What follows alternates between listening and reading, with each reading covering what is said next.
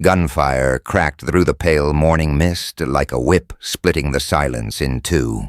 Abel Cross was halfway to the barn with a bucket of feed when the echo rolled over the cottonwoods and died somewhere deep in the valley.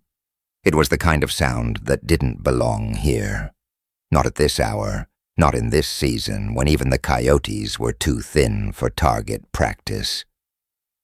He set the bucket down slowly, eyes sweeping the fog that hung low over the creek bed. The second shot came sharper, closer, carrying with it the faintest sound of a cry, high and thin, like a wounded bird. Abel didn't think. His boots were moving before the bucket had finished tipping into the dirt, the feed scattering across the frost. The Winchester came off its peg by the barn door in one smooth motion, the action working with a familiar metallic click as he jogged toward the sound. Breath puffed in front of him, white and fleeting in the cold air. The land was his neighbor and his enemy both, and it had taught him that a rifle's report so early in the day meant trouble worth moving toward fast. The creek was swollen from last week's thaw, its banks lined with willows stripped bare by winter. Abel crouched low, scanning upstream. That's when he saw it. A shape half hidden among the roots of a cottonwood that had fallen years ago. Not a deer, not any animal. A small figure curled in on itself, shuddering with each sob. The child's hair was black as a raven's wing, tangled with twigs and mud. His cheeks were streaked with tears and dirt, but his eyes, when they flicked up at Abel, were sharp enough to pierce the fog. Beside him lay a woman in a buckskin dress, her body twisted at an angle that told Abel she'd never rise again. Blood soaked the earth beneath her, still warm enough to steam faintly in the cold. Abel's boots sank into the damp ground as he moved closer, rifle ready. He didn't know if whoever had fired those shots was still out there. The boy whimpered something in a language Abel couldn't follow, clutching a leather pouch against his chest, like it was the only thing tethering him to the world. The pouch was stained dark along one edge. Blood, and not the boy's. Then came the sound Abel had dreaded. Hoofbeats. Faint at first, but growing louder. More than one horse, moving fast. The creek's bend masked them from sight, but they were closing the distance. Abel glanced back toward the ranch. He could run for cover, leave the boy to his fate, and maybe keep his own life quiet and untroubled. That was the smart play. But his gaze dropped to the woman. One of her hands had fallen toward the child, fingers curled into the wet dirt, as if trying to reach him even in death. Abel had seen that look before, the desperate tether of a parent in their last moments. He remembered finding his own girl in the fever's grip, her small hand burning against his palm until it went limp. That had been 12 years ago, but the memory still cut like fresh barbed wire. The hoofbeats grew sharper now, the jingle of tack and the creak of saddles riding on the morning air. Abel made his choice without saying it aloud. He crouched, scooped the boy up under one arm, and moved fast along the creek bank, keeping low beneath the fog. The child clung to him, silent now except for the wet hitch of his breathing. They were halfway to the fence line when a voice cut through the mist, sharp, commanding, too close for comfort. "Fan out. He's got to be here somewhere." The words carried the flat authority of men who were used to being obeyed. Abel's stomach tightened. Whoever these riders were, they weren't the kind you reasoned with over coffee. He ducked behind a stand of scrub oak, heart pounding, listening as the riders split into two groups. One headed up toward the ridge. The other was moving downstream, straight toward where the woman's body lay. The boy shifted in his arms and murmured something again, glancing back toward the cottonwood. Abel didn't need a translation to understand. The boy knew they were about to find her. He eased away from the scrub, angling for the back trail that led to his barn. The frost crunched under his boots like broken glass, too loud in his own ears. Any second now, one of those riders might crest the rise and see them. Abel kept moving, eyes flicking between the tree line and the boy's pale, frightened face. They reached the barn just as a shadow broke through the mist behind them. Tall in the saddle, a glint of metal where a badge might be. Abel didn't wait to see more. He slipped inside the barn, lowering the boy into an empty feed trough padded with burlap. The kid's eyes darted everywhere, wild, but Abel pressed a finger to his own lips and the boy nodded, tucking himself small. Through the crack in the barn door, Abel watched the rider pause at the edge of his yard. The man sat easy in the saddle, scanning the ranch with the slow precision of a hunter, certain his prey was close. Behind him the fog was thinning, and more shapes on horseback were beginning to form. Abel knew he had minutes, maybe less, before they came knocking, and when they did, they wouldn't be asking politely. So before we ride straight into the fire, take a moment to like this video and subscribe. If frontier stories speak to your soul. Outside, the led rider dismounted, his boots hitting the dirt with a muffled thud. Abel caught the flash of that metal again, confirmed now as a military badge. Cavalry. That meant orders, and orders meant paperwork, enough to bury the truth under whatever story they wanted to tell. The man adjusted his gun belt, then turned his head toward the barn, and even from that distance, Abel felt the weight of his gaze, like the man could smell the decision he'd just made. The boy shifted again in the trough, his breath quick against Abel's hand. Somewhere beyond the barn, another voice called out, closer, eager. We found her. She's dead. The lead rider didn't smile. He just said, flat as stone, "Then the child's still here. Find him." Abel's jaw tightened. They were about to search his land, and once they stepped inside this barn, the line between hiding a child and defying the United States Army would vanish. The crunch of boots in the frost drew closer. A hand reached for the barn latch, and Abel Cross, for the first time in 12 years, felt the old fire crawl back into his bones. The latch rattled once, then twice, before the barn door creaked open just wide enough for a man to step through. Frosted light spilled in, cutting across the dust motes hanging in the air. Abel stood with his back to the trough, hands loose at his sides, trying to look like a man more worried about his livestock than the soldiers poking around his property. The first one in was young, barely old enough to shave, with a Springfield slung over his shoulder.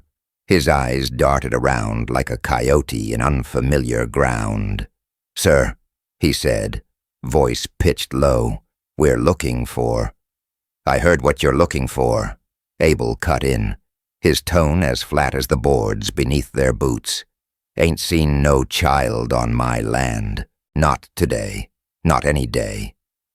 The young soldier hesitated, glancing back toward the door.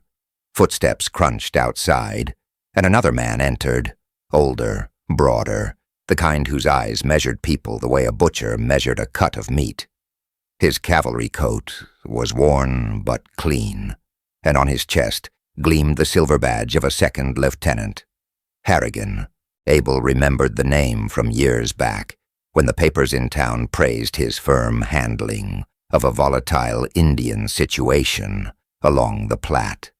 Folks who lived closer to that trouble told a different story, about burned lodges, missing women, and a string of graves without markers. Harrigan's gaze swept the barn, pausing just long enough on the hayloft, the tack room, and the shadowed corners where a small body might hide. "Morning," he said, voice clipped but smooth. "We're on the trail of an Indian boy, about so high." He held his hand out at waist level, saw sign near the creek. Blood, a woman dead. Tracks led this way. Abel met his eyes. Lot of tracks around here. Folks ride through all the time. The lieutenant smiled without warmth. Not this close to your fence, they don't. He stepped forward, the heels of his boots striking the packed dirt in a slow, deliberate rhythm. "I'm sure you understand, Mr. Cross, that if you've seen the boy, the law requires you to turn him over. He's considered government property." Abel's jaw tightened at that word. Property. Like the child was a crate of rifles or a wagon load of feed. All I've seen this morning is frost and my own chores. Harrigan studied him for a long moment, then gave a short nod toward the younger soldier. "Search it." The kid's Adam's apple bobbed. He started with the hayloft, his boots thudding on the ladder. Abel kept his breathing slow, steady. The trough was directly behind him, his bulk the only thing keeping it from view. The boy inside hadn't moved since the door opened, but Abel could feel the tension in the air like a coiled spring. From outside came the muffled voices of other riders. "Tracks end here," one called. Another answered, "Check the house next." Harrigan stepped closer, his shadow falling over Abel. "You live alone, Mr. Cross?" 12 years now. No wife, children. Buried both before you ever set foot in this territory. Abel's voice was flat, but the words carried a weight that made even the lieutenant pause. Boots thudded back down the hayloft ladder. "Nothing up there, sir." Harrigan's eyes narrowed slightly. "Then he's either here in this barn, or somewhere between here and the creek. And if he's here..." His gaze flicked to the feed trough, just for a heartbeat. Abel shifted his stance, casual-like, blocking the view. "You mind telling me what a child's done to earn himself an armed escort to wherever you're taking him?" The lieutenant's expression didn't change, but something colder slid into his voice. "That child's people have been raiding supply lines. There's been blood. Our orders are to detain anyone connected before this turns into another war." "War?" Abel said softly. "Sounds to me like you've already decided it's one." For a moment, the barn was silent, except for the breath of the horses in their stalls.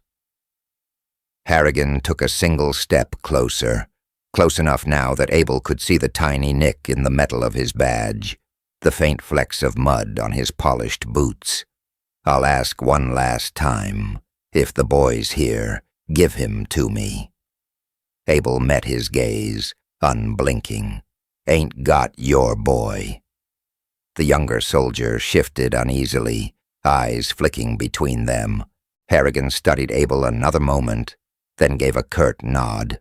"Check the house," he said to the kid, then turned on his heel and strode out. Only when the boots crunched away did Abel let out the breath he'd been holding. He turned, crouching beside the trough. The boy's eyes were wide, his small fingers still locked around that leather pouch. "We're out of minutes," Abel murmured. "You stay here. They'll find you. You come with me. We might have a chance."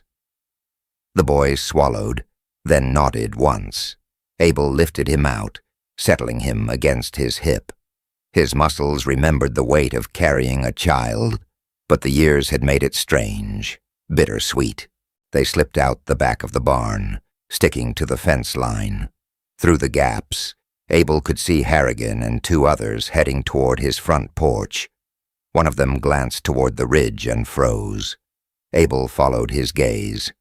A thin column of dust was rising against the pale sky, riders coming hard from the west.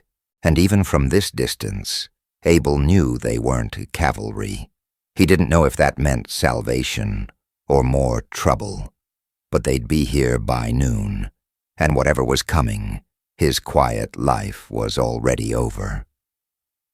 The dust cloud swelled against the horizon, its edges catching the late morning light like smoke from a slow-burning fire. Abel kept to the shadows of the fence line, the boy's small weight warm against his side. The child had stopped trembling, but his dark eyes never left that rising haze to the west. He knew something Abel didn't, and whatever it was pulling him toward it like a magnet. From the front of the house came Harrigan's voice, barking orders with the sharp edge of a man who expected instant obedience.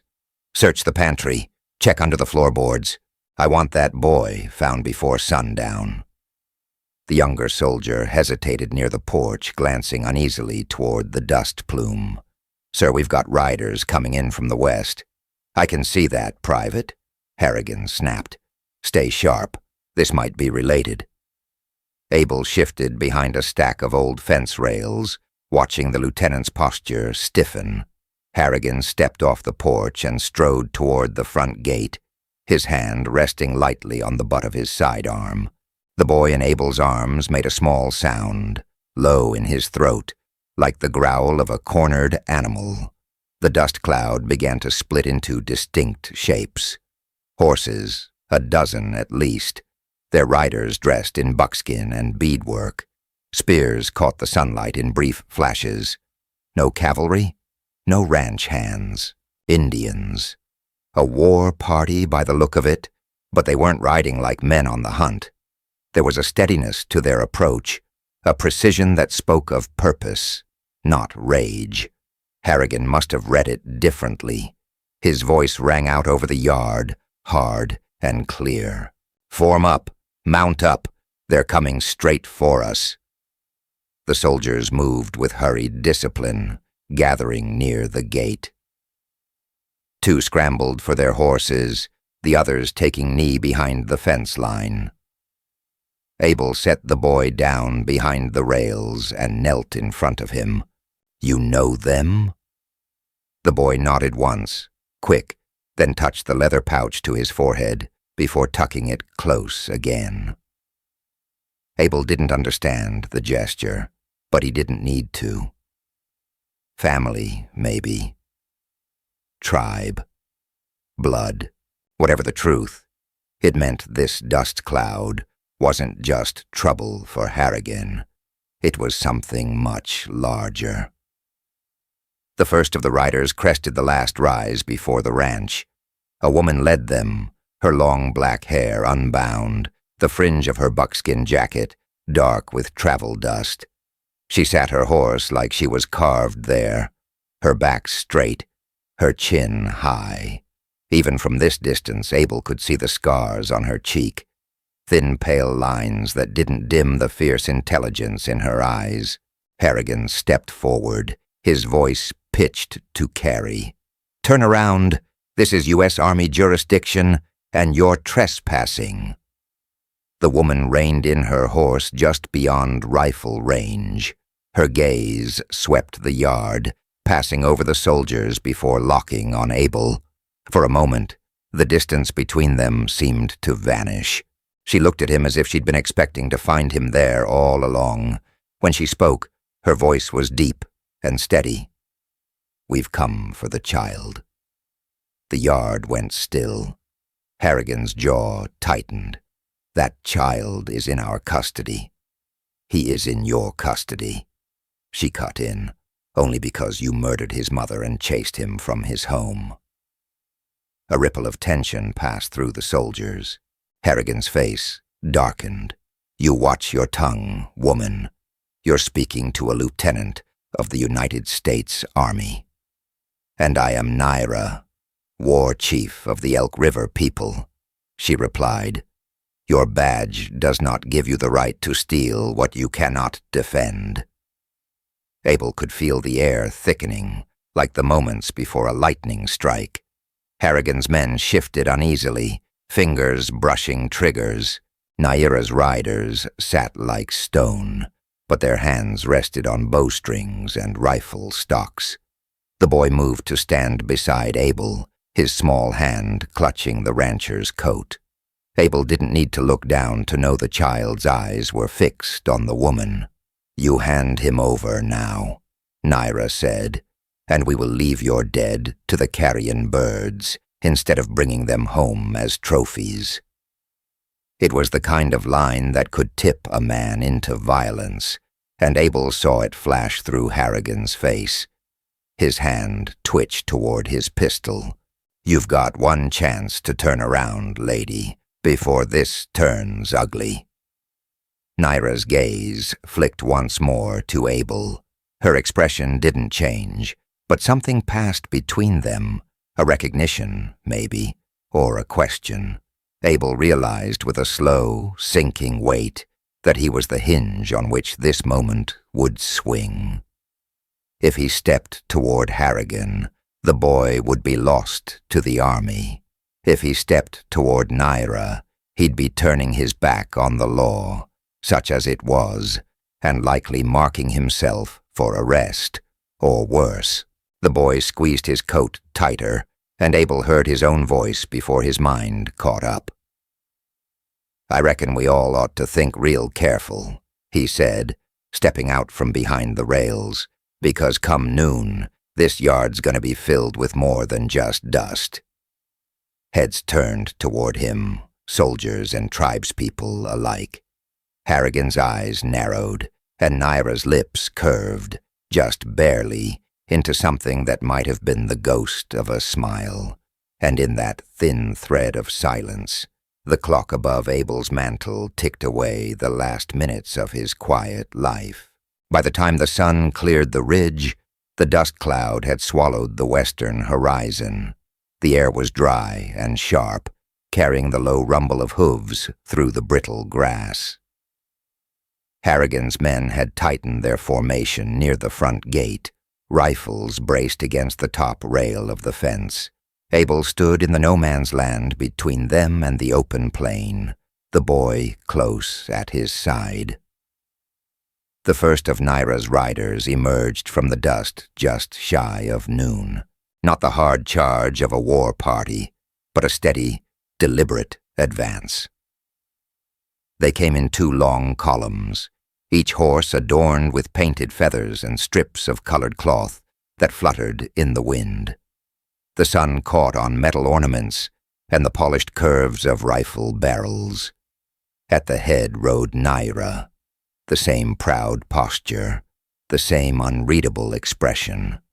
Now that she was close, Abel could see the deep lines at the corners of her eyes, earned, not given, and the set of her jaw that spoke of years in the saddle, years giving orders that people followed without question. Behind her came dozens more, men and women both, their faces painted for something between war and mourning. Some bore fresh bandages, others carried spears tipped in steel, and toward the rear of the column, Abel spotted a pair of older men guiding a travois bearing 3 wounded warriors.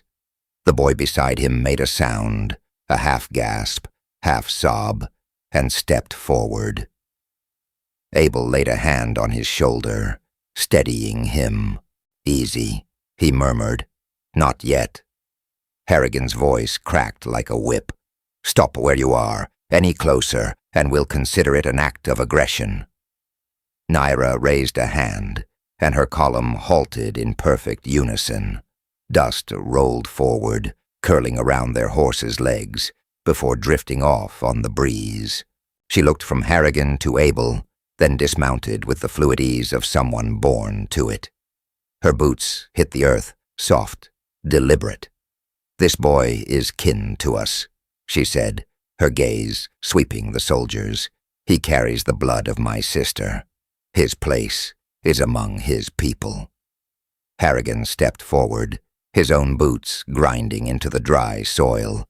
"That boy is a material witness in an army investigation. He's coming with us." Naira's eyes narrowed.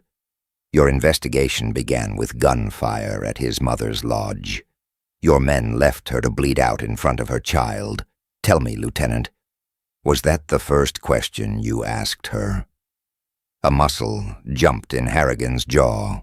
His fingers twitched near his sidearm, but he didn't draw. Instead, he glanced at Abel. "Cross, you're harboring a fugitive and obstructing an investigation. This is your last chance to stand on the right side of the law." Abel's gaze slid past him to Naira. "And what happens if I hand him to you?" She didn't look away. "He grows among his people, learns our ways, and the men who murdered his mother answer for it under our law." Abel felt the weight of both sets of eyes on him. Harrigan's cold and certain, Naira's steady and unyielding. He thought of the boy's grip on that leather pouch, the way his small frame had stiffened when Harrigan's soldiers rode into the yard, the sound of his mother's body hitting the dirt. A movement near the back of Naira's column caught his attention. A rider had broken ranks and was moving toward them. A tall, broad-shouldered man with a face weathered by wind and sun. Strapped across his back was a Winchester, the wood worn smooth from use. He swung down from his horse and stepped into the open. "This is not just about the boy," he said, his voice deep and carrying. "Harrigan has been driving families from their land for months, claiming security concerns and selling the deeds to speculators." He looked straight at Abel. "Your ranch could be next." The statement rippled through the yard like a thrown stone. Harrigan's face flushed. "That's a lie." The man shrugged. "Then let's put it to trial. If you have nothing to hide, you'll come before our council with the boy and answer for what happened at Elk River." Abel's stomach knotted. He'd spent 12 years keeping clear of other folks' fights, telling himself neutrality was the safest ground. But neutrality had a way of looking like consent when you were standing next to the wrong people. The boy shifted closer to him, pressing that small shoulder against his hip. Abel looked down at him, then back up at the two forces staring each other down across his yard. In that moment, he knew there would be no clean choice. Either way, the quiet life he'd built out here was already dust in the wind. Naira mounted her horse again, her voice carrying across the silence. "We wait until sundown, bring the boy then, and this ends without blood." She wheeled her horse and signaled her riders. The column peeled away, moving toward a line of cottonwoods at the edge of the valley, where the shadows were already starting to stretch. Harrigan watched them go, then turned to Abel with a thin smile. "You've got until sundown to make the right choice. But if you give him to them, Cross, you're finished, understand?" Abel didn't answer. He just looked towards the cottonwoods where Naira's people were vanishing into the heat shimmer. Sundown would come fast, and between now and then the wrong choice might be the only one left. By mid-afternoon the ranch sat under a silence so taut Abel thought he could hear it hum. The boy perched on the porch rail, small hands worrying the leather pouch until its drawstring frayed. Abel sat nearby, a coffee mug cooling in his grip, watching the shimmer above the distant cottonwoods where Naira's people waited. From the barn came the muffled clink of metal on wood. Harrigan's men checking rifles, oiling bolts. They had split into 2 shifts, half watching the western tree line, half lounging in the shade, but keeping one eye on the house. Harrigan himself paced near the gate, his shadow stretching long across the dust, every so often glancing toward the horizon like a gambler checking the clock before a bad hand. Abel sipped the bitter coffee, trying to slow the churn in his head. He'd told himself for years that he didn't take sides anymore, that the border between right and wrong was for younger men to patrol. But the boy's quiet presence beside him, was like a weight on the scale, tilting everything he thought he'd left behind. The screen door creaked, or a shadow fell across the porch. Harrigan stepped out, his voice low, private. "We need to talk, Cross." Abel didn't look at him. "Talk fast. Sun's wasting." Harrigan leaned on the post, scanning the yard before speaking. "That woman out there, Naira, she's not here for kin. She's here to make trouble. Her people have been squatting on Army land for months. We're under orders to move them off, and the boy's the key. With him in custody, we can force her hand." Abel finally met his gaze. Army land, or land someone's already decided to sell? Something flickered in Harrigan's eyes before he masked it. "Doesn't matter. The Army's job is to secure it, and if you help us, you keep your ranch safe. We'll make sure your name never comes up." "And if I don't?" Harrigan's smile was thin. "Then you're just another obstructionist sympathizer, and you know how those trials go." It was a naked threat, wrapped in just enough law to be dangerous. Abel felt the old stubbornness rise in him, the one that had once gotten him blacklisted in 2 counties. 12 years I've kept to myself," he said. "Never owed you or your kind a damn thing." "You owe the law, Cross," Harrigan said, straightening, "and I am the law here." He stepped off the porch, leaving Abel with the faint scent of sweat and gun oil. The boy looked up at him, eyes steady now, almost defiant. Abel exhaled slow. "You understand what's coming?" he asked quietly. The boy nodded, tapped the pouch, and whispered a single word, too soft for anyone else to hear. Abel didn't know the language, but he caught the meaning in the tone. Truth. Not long after, a shadow moved near the back fence. Abel rose, hand on the Winchester, but it was no soldier. The broad-shouldered man who'd spoken at noon, Naira's second by the look of him, slipped into the yard like he'd been doing it his whole life. He held up both hands. "No harm," he said. "Naira sent me."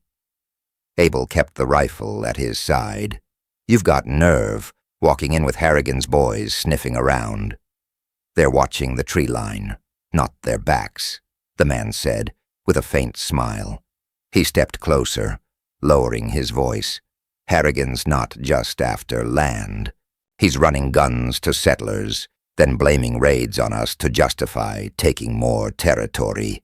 That boy's mother, she found proof. Papers, names. She gave them to her son before they shot her." Abel's mind jumped to the pouch, the way the boy guarded it. "That's why he matters." The man nodded. "If Harrigan gets him, those papers vanish, and with them any chance of stopping this. Bring him to us at sundown, and we'll take the fight where it belongs. Counsel, witnesses, law that even the Army has to answer to." A shout rang from the front yard. One of the soldiers had spotted something. The man tensed. "I have to go," he said. "Sundown, Cross. After that we can't help you." He slipped back through the fence, vanishing into the tall grass. Abel stood for a moment, the shouts from the front fading into the dry afternoon air. Inside, the boy sat at the kitchen table, pouch in his lap.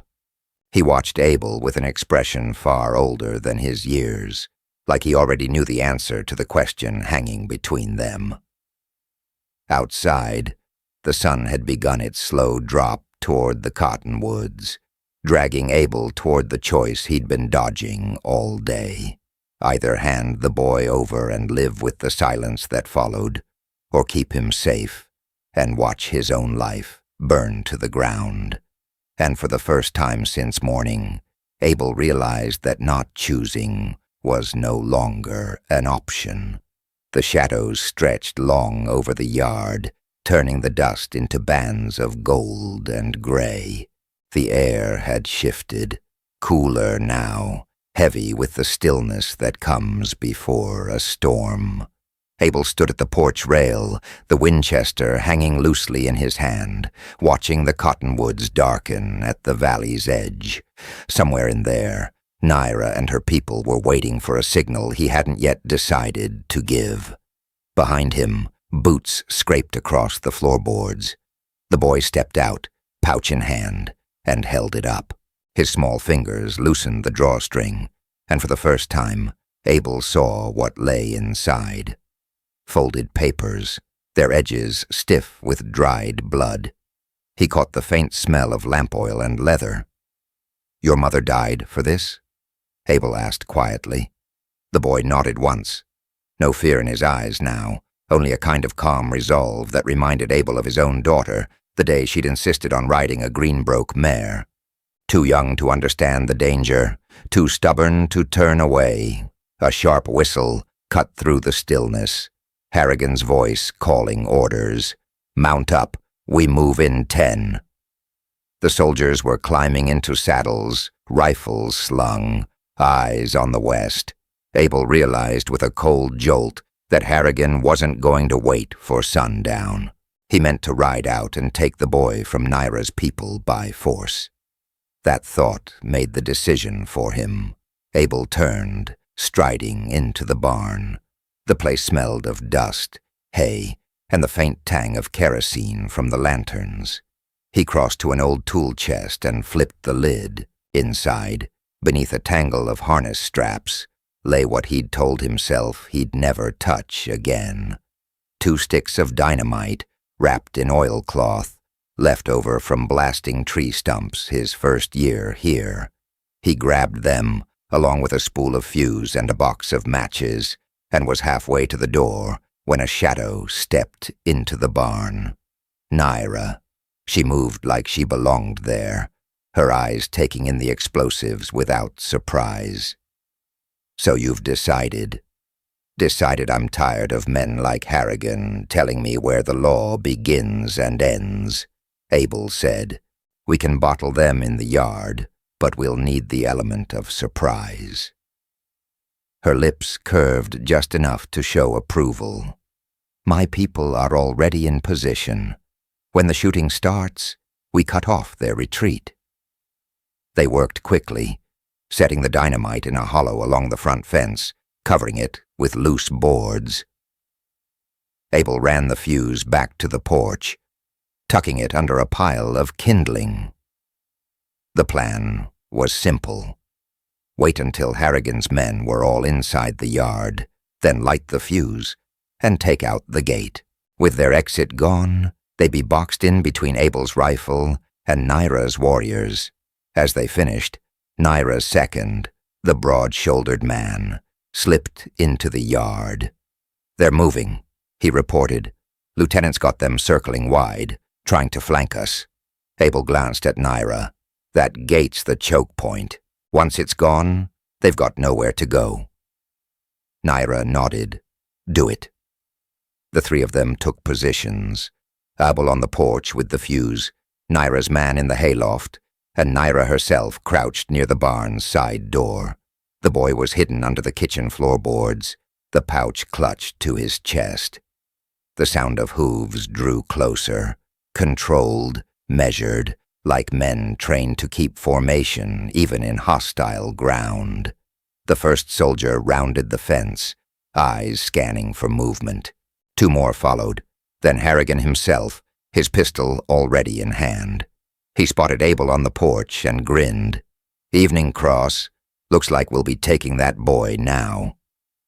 Abel's voice was calm. "You came a long way to make a mistake." Harrigan's smile didn't waver. "The only mistake here would be getting in my way."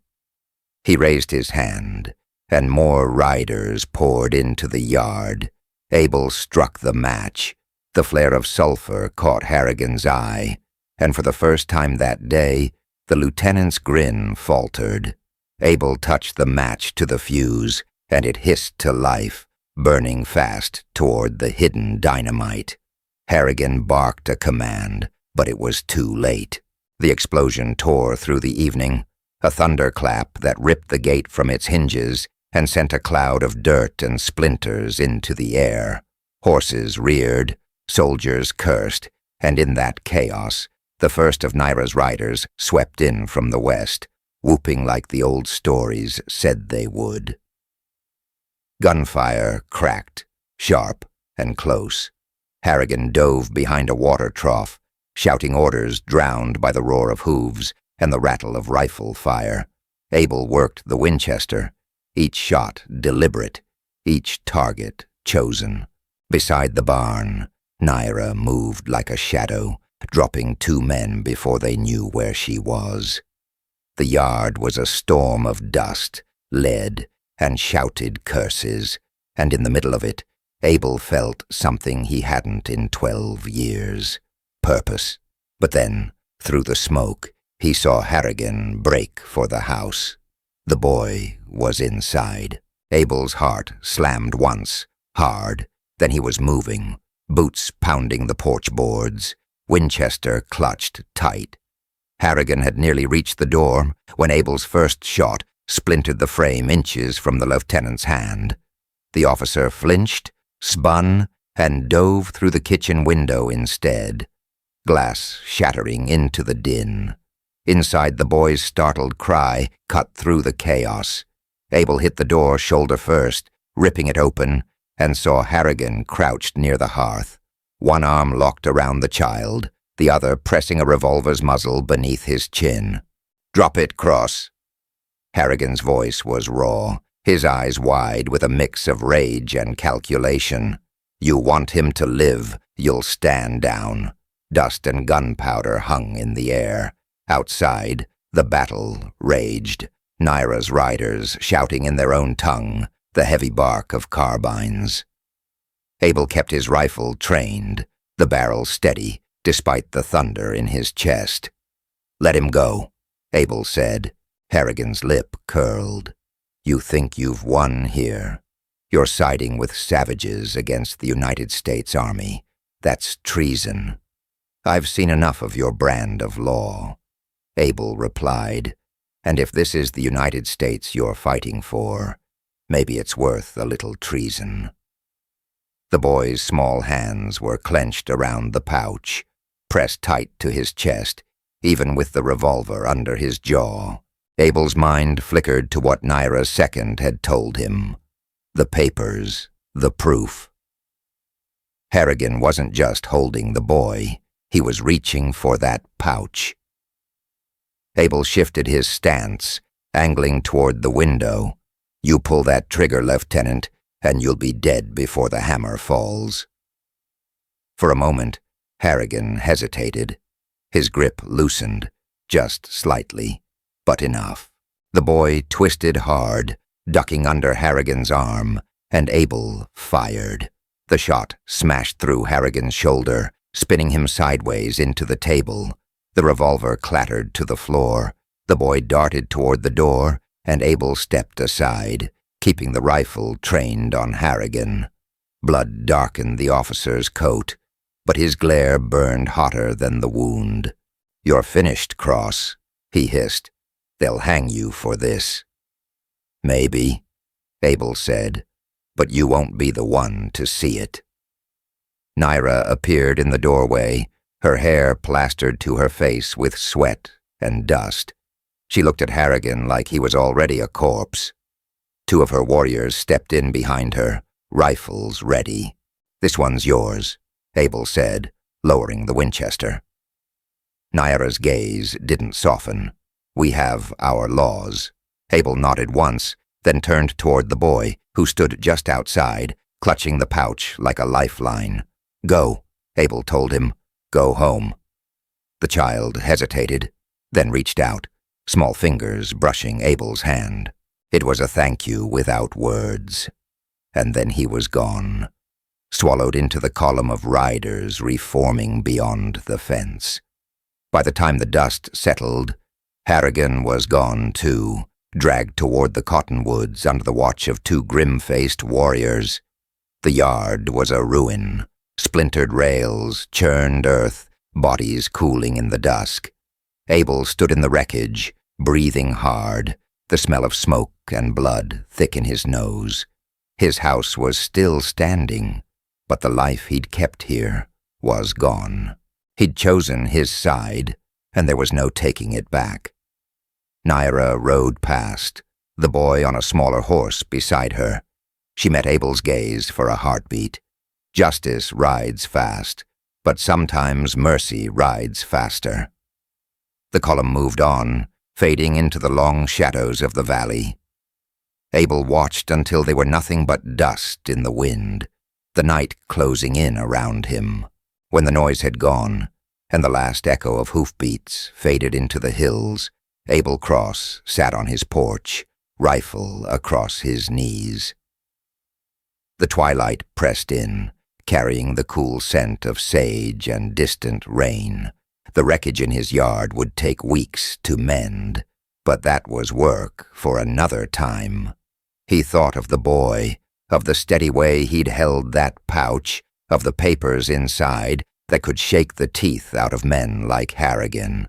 Abel hadn't seen them, didn't need to.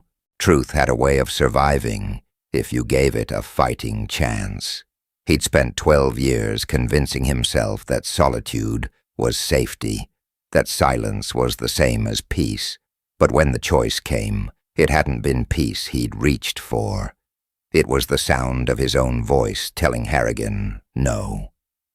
It was the weight of a rifle in his hands, and the knowledge that some fights were worth the risk of losing everything. Somewhere out in the cottonwoods, a boy was going home to his people, carrying the truth his mother had died for. Maybe it would change something. Maybe it wouldn't. Abel only knew that tonight. He could live with himself. The stars began to prick the dark, and he sat there in their light, ready for whatever came next.